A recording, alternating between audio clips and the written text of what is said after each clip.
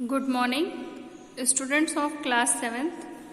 आज हम हिंदी वसंत का चैप्टर 18 संघर्ष के कारण मैं तुनुक मिजाज हो गया धनराज, इस पाठ का अभ्यास कार्य करेंगे।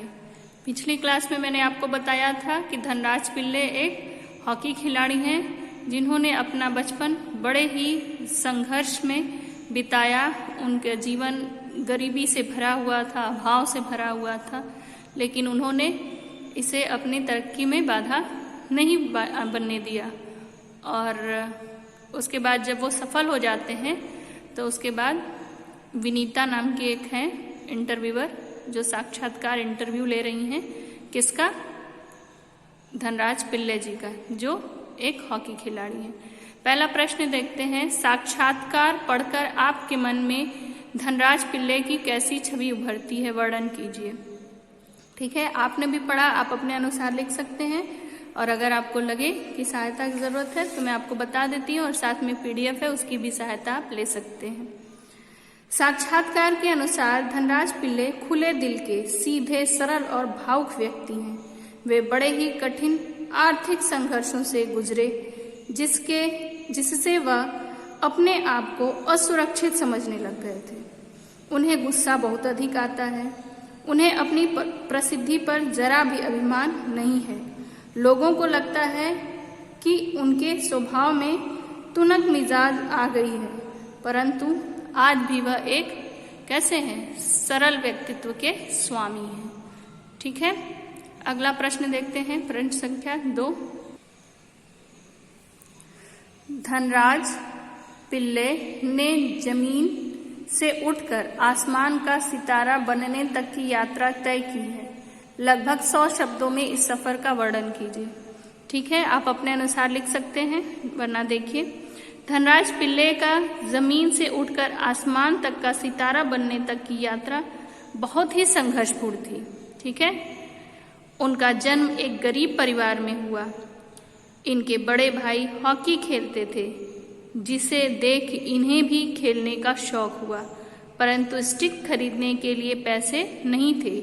इसलिए वो अपने साथियों से स्टिक उधार मांगकर या उनकी बारी जब समाप्त हो जाए तब तक के लिए इंतजार करते थे। और इन्हें अपनी पहली हॉकी स्टिक कब मिली? जब इनके बड़े भाई का चयन भारतीय कैंप के लिए हुआ, तब इनको अपना हॉकी स्टिक मिला। अपना हॉकी स्टिक मिला अर्थात इनके बड़े भाई ने अपनी पुरानी हॉकी स्टिक इन्हें दे दी। मात्र 16 वर्ष की उम्र में इन्होंने जूनियर राष्ट्रीय हॉकी सन 1985 में, ठीक है, खेला। 1985 में मणिपुर में खेला।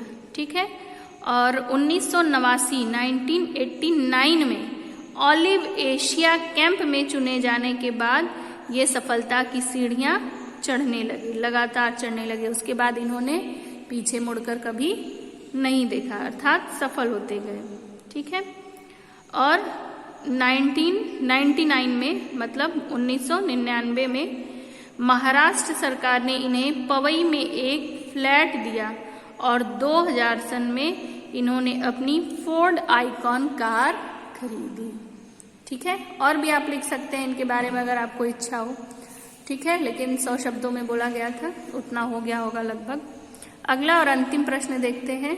मेरी माँ ने मुझे अपनी प्रसिद्धि को विनम्रता से संभालने की सीख दी है। धनराज पिल्ले की इस बात का क्या अर्थ है? ठीक है, धनराज पिल्ले की ये उपरोक्त जो उन्होंने बातें की कि मेरी माँ ने मुझे अपनी प्रसिद्धि को विनम्रता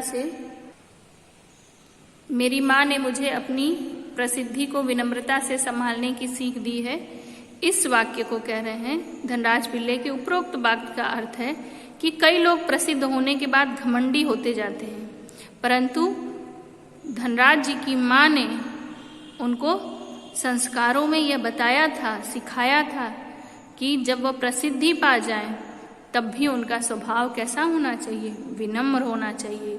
इंसान के जीवन में वह चाहे जितनी सफलता की सीढ़ियां चढ़ता जाए, परंतु उसके अंदर घमंड की भावना नहीं होनी चाहिए, अहंकार उसको नहीं छूना चाहिए।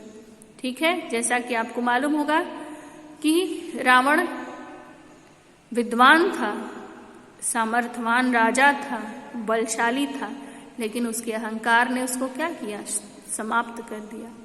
ठीक है, तो इसी प्रकार से इन प्रश्नों को आप अपनी कॉपी में लिख के अपने विषय अध्यापक को भेज दीजिएगा। प्रश्न संख्या 1, 1, 2 और 3।